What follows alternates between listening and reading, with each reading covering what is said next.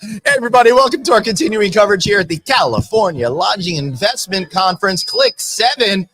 Producer David and I found the incredible Bruce Ford, SVP of Lodging Econometrics over here, who just finished giving us a conversation all about what's going on in the national hotel market, as well as the California market, specifically when it comes to new construction. Bruce, great to see you, buddy. Good to see you, Glenn. I like seeing you on the left coast. You're much more casual. I'll tell you what, man. That's the last time we talked. We were at Alice. We were having dinner, and we shot that before we started dinner. So much more casual. That's the first time I've seen Glenn wear a jacket. I think my entire time being with him. I don't know about that. He took enough shit from us last year that he didn't wear one. And Yeah. He finally decided to pack. Yeah, you know what? I looked at the pictures afterwards, and I'm like, those don't look as good. I got to have the sport coat this year. Fair enough. You know, so we'll see. Anyway, California lodging market. Bruce, we just saw your comment. The thing that struck me was what's going on San Diego with all these conversions compared to every other market. Well, San Diego has a well-heeled census of open and operating hotels in the downtown market. Many of those properties are 20 to 30 years old, as the gas lamp district was really kind of constructed around the ballpark. And then around the convention center was already there, but they had a big wave of development. And many of those hotels are now going to their second brand, or in some cases even their third brand. So a lot of renovation activity, but also those soft brands are very popular in San Diego, as San Diego is, you know, kind of a flip-flop world, right? Yeah. I mean, you got to have something that's a little bit less brand-centric, maybe not the gold and red Marriott or the blue and gray Hilton, but something that's a little bit more tribute or luxury collection or, you know, autograph or something to that effect. So they don't have a lot of those destination hotels, but they're getting them, and they're coming now. And one of the things that you had said was that the San Diego Convention Center, as well as the Convention Center up in Anaheim, are really powering a lot of business right now. And I don't know what's going on with that squeaking. It's clearly my headphone. Every time I turn my head to the left, it comes on. So I'm just going to keep. Must be you. I'm going to keep looking at you guys. All right, so we don't know if you guys can hear that horrible shrill, but it sounds like when you know, the noise I hear in my head when I go to the dentist. When we have the meetings market picking up like we're seeing right now, it's a direct result of this is the last year to use any deposited dollars that you had on file for things that you plan to do during the pandemic that you didn't do. Okay, so in using those dollars, this is the last year you can cash that in.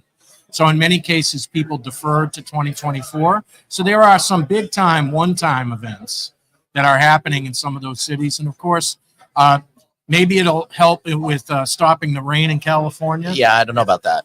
I mean, it's been a pretty wet year so far, and in all areas of California, to be honest. So, but it is well seen as, you know, one of those markets where it's seasonal all year. So that makes it a big draw, if you will. Certainly, Orlando would also be one of those draws. And Dallas is also one of those draws. We're going to see quite a few, one of those big one-time type conventions. And San Diego also has the very big Gaylord Resort that's under construction. In That's Chula right. Vista. And I would recommend you checking our database of shows with for Mike Stengel, who is advising on that project, and we have some great aerial videos of that construction. And that is, I think, 3,000 rooms, if I got it right, something to that effect. Dave? It's a big box. And also, I was talking to Mike last week, and I don't want to share his secrets, but there's a lot of revenue on the books already for that property. There's a lot of good stuff. Well, that doesn't surprise me. I remember when the Gaylord opened in Orlando, the Gaylord Palms. Yes. They had a record amount of business before the property even opened compared to any other convention center hotel that opened or something. And I think that's been the case at both the Orlando, the Dallas property, the Colorado property, and now the San Diego property also. Yeah. But they just have access because there's such a big box with a lot of convention space. And when you want it consolidated inside of the hotel location as well as the convention center location, they can truly deliver on that more than any other type of hotel brand can. And so that's interesting. And I'm actually anxious to see the new Signia Hotel, the first Hilton in Atlanta? Signia that's just opened in Atlanta. Yeah, so that as a convention center destination too, that's tied to the Georgia World Congress Center. Right. and right there at the stadiums in Atlanta. Will you be down in Atlanta in a couple of weeks? Potentially. Yeah. I am working on my schedule. Oh, I'm that's attempting exciting. to shoehorn Breaking it in. news. I know.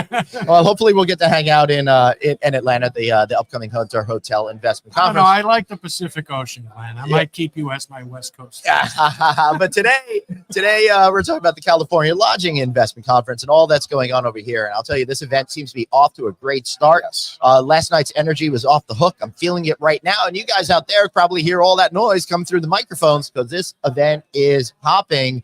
How do you see overall, Bruce, the state of the California or hotel market and how it relates to the people in this room?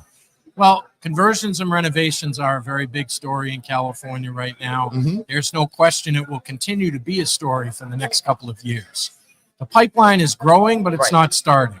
So we still have, it's a little too expensive to build a hotel right now in California. So some pricing adjustments need to happen, both on the debt side, but also the cost of goods and services to bring that construction cost down to really see new construction kick off.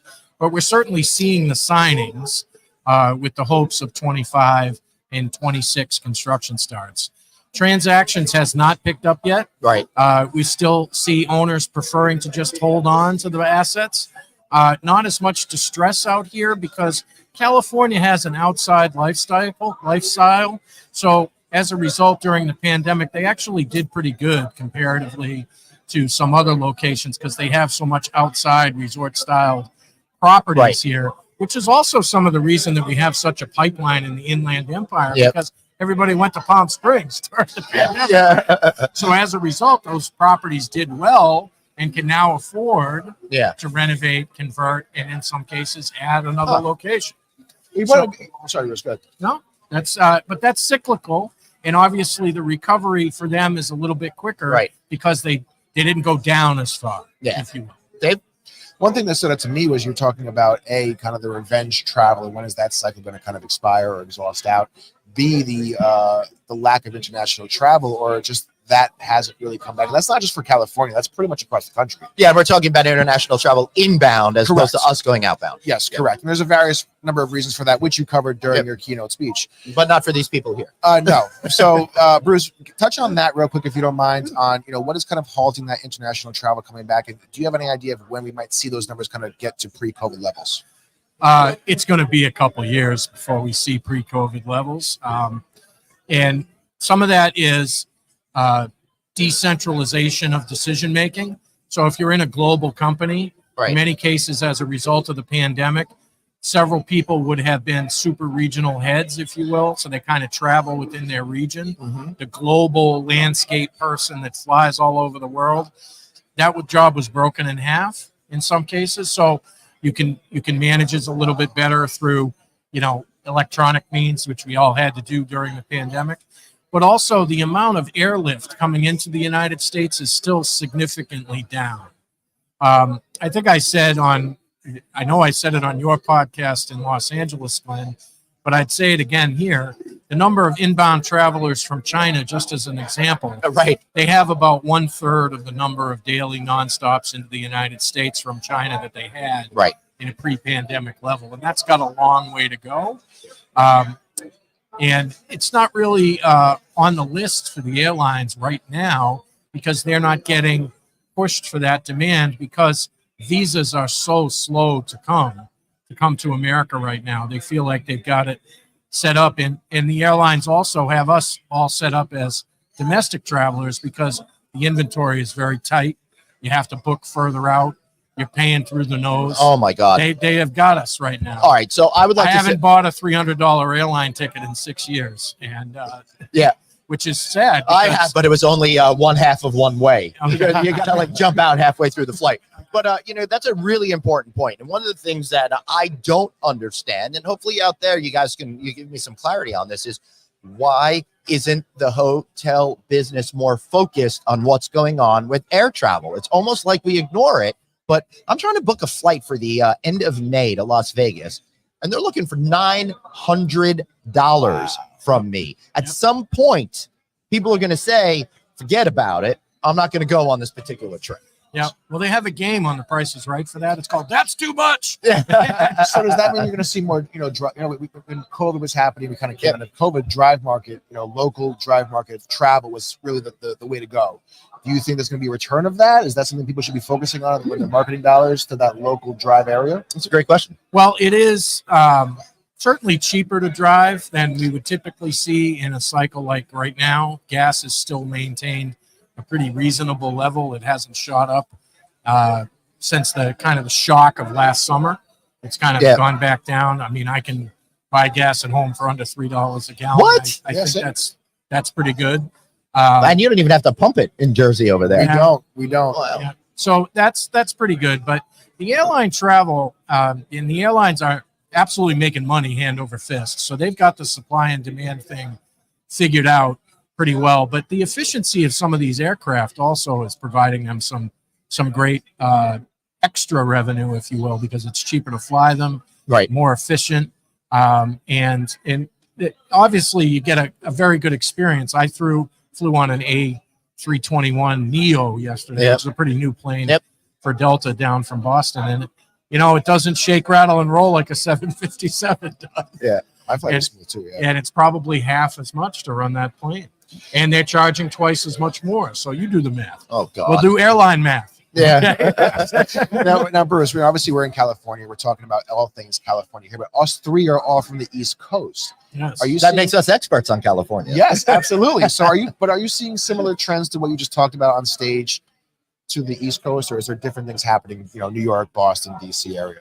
Well, when we come out of a cycle time where we are today, which is recovering, we're not recovered. We talked about the difference there. We're not going to be recovered until the debt market comes back and the cost of construction comes down a little bit. But as we recover, typically the construction starts in the center of the country.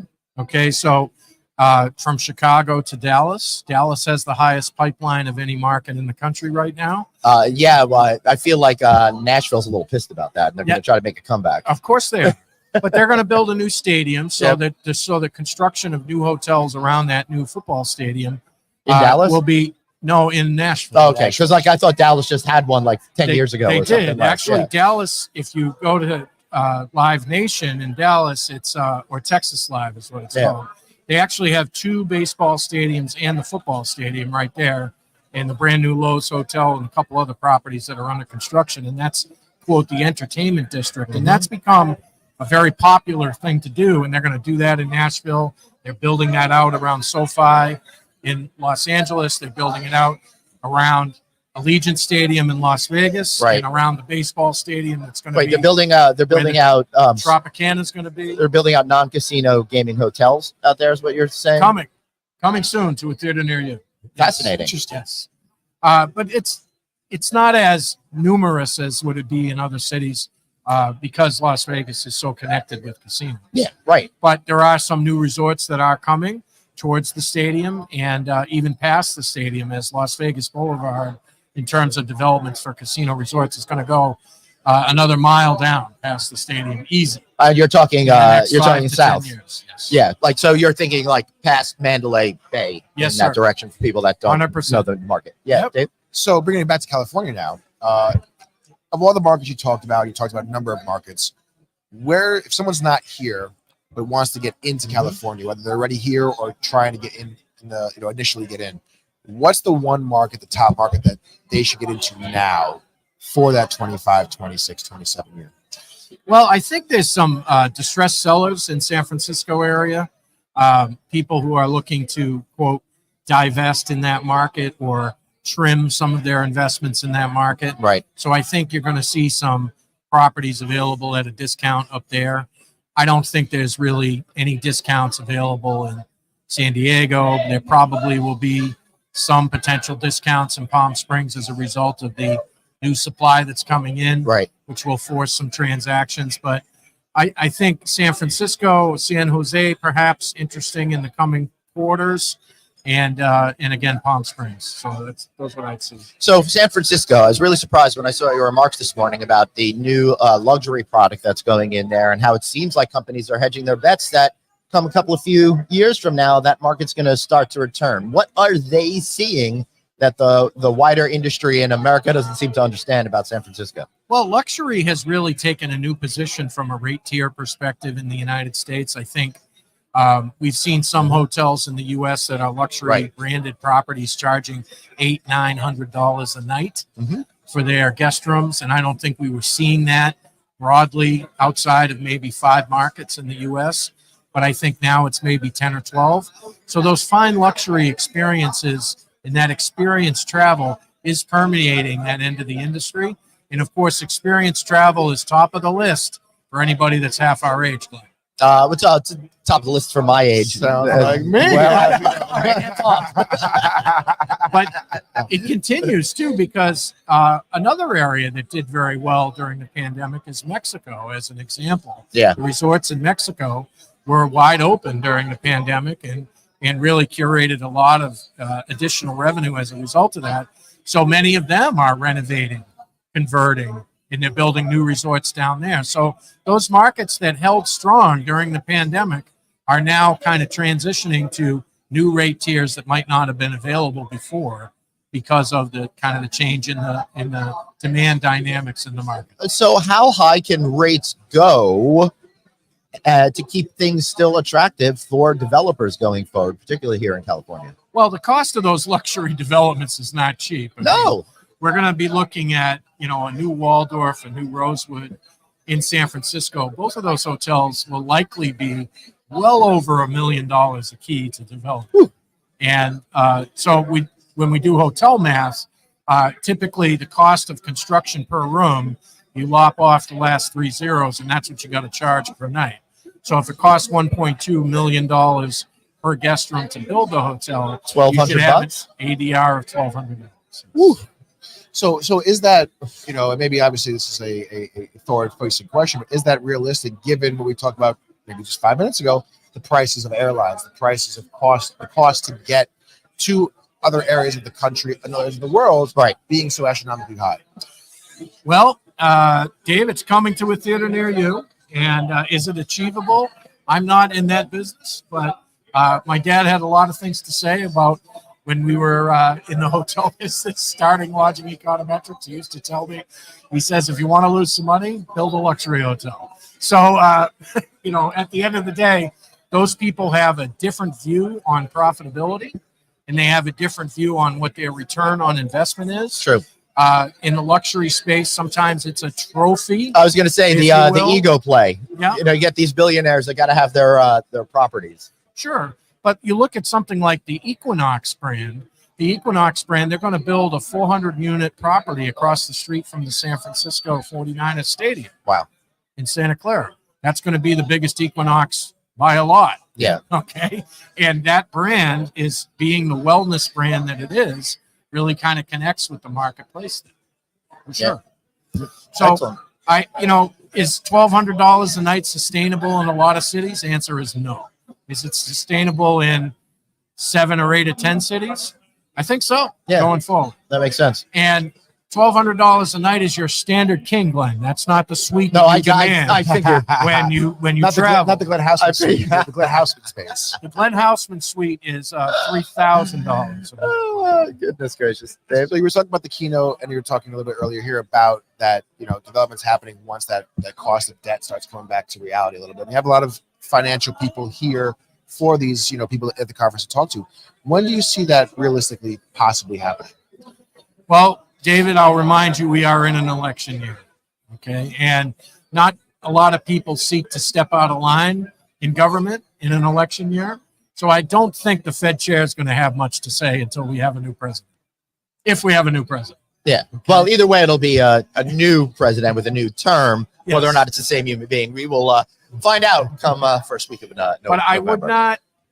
I mean, maybe we'll have one rate cut between now and then, but I wouldn't jump up and down. They were promising up to 6. Well, and to hear you say 1 is a little bit. Who was promising? Was that Matchbox Joe, or was that the bubble gum that you bought at the store? Because I certainly wasn't saying that was Houseman Financial Services. That's what the Fed was indicating through messaging that they were putting. The fact is, Glenn, rates are not going back to where they were. No. Okay.